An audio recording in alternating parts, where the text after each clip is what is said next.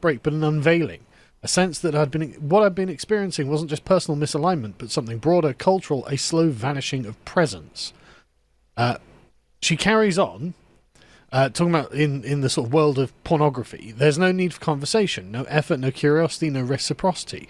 No one's feelings to consider, no vulnerability to navigate, just a closed loop of consumption. What struck me most wasn't the extremity of the content, but the emotional vacancy behind it. The way many men had quietly withdrawn from intimacy and vulnerability, not with violence or resistance, but with indifference.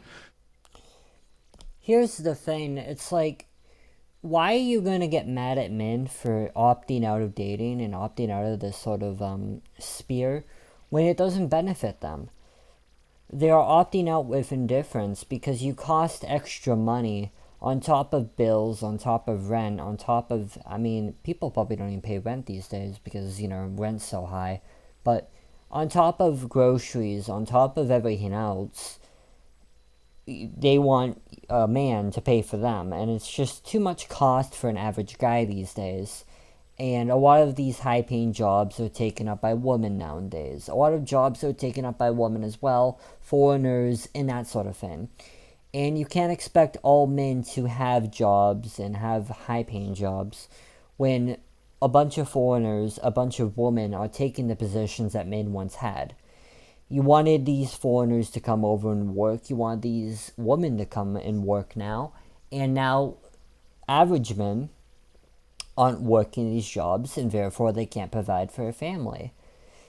And it's just kind of stupid because you want men to provide for a family, but at the same time you don't want to give them a job for them to do that because you want the jobs to exist to benefit women. You want women to get in these jobs, but these women also want a man who makes more money than them. And so there's this constant phenomenon of women wanting a man who makes more money, but also wanting equal pay.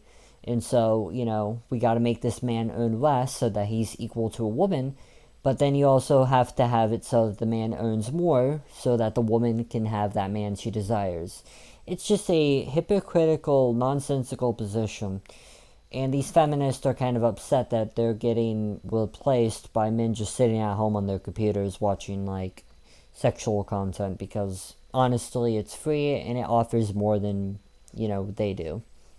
Which is not no stress, no anxiety, no problems.